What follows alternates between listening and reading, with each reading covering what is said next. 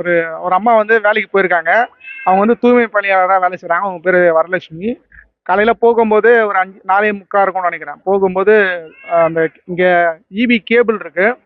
Cable வந்து ஏற்கனவே நாங்க நெறைய புகார் அளிச்சு, அந்த கேபிள் வந்து மேலேயே போட்டு போயிட்டாங்க.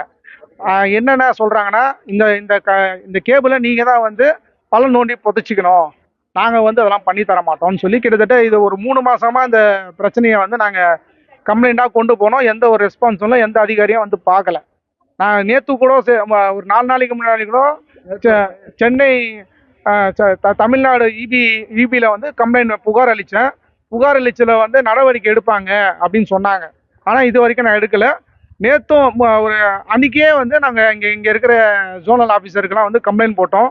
எந்த ஒரு ரெஸ்பான்ஸும் இல்ல. இப்ப நேத்து மழை பெஞ்சதுல வந்து இவங்க காலையில போகும்போது அந்த கேபிள் மேல கால வச்சதுனால ஷாக் அடிச்சு இறந்துட்டாங்க. அது ஒருத்தர் வந்து தூக்கம் வந்திருக்காரு.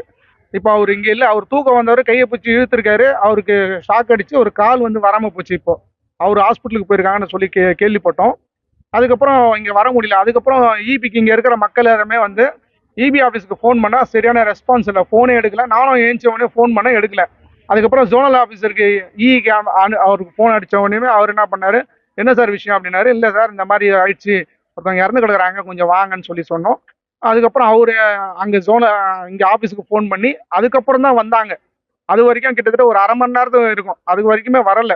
ஏன்னா எங்களால போய் அங்க என்ன நடக்குதுன்னு தெரியல. கிட்டத்தட்ட ஒரு 100 மீட்டர் தள்ளி தான் நிக்க வேண்டிய ஒரு சிச்சுவேஷன் ஆச்சு. அதுவும் இல்லாம எல்லாமே வேலைக்கு போறவங்க எல்லாருமே காலையில வேலைக்கு போறவங்க தெரியாம வந்துடக்கூடாதுன்றதுனால எல்லாருமே வந்து இது பண்ணோம்.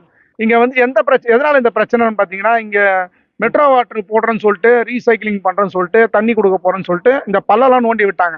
நோண்டினவங்க எல்லாருமே கேபிள் மொத்தம் கண்டெய்னர் ஃபுல்லாவே எல்லா கேபிளும் கட் பண்ணிட்டாங்க.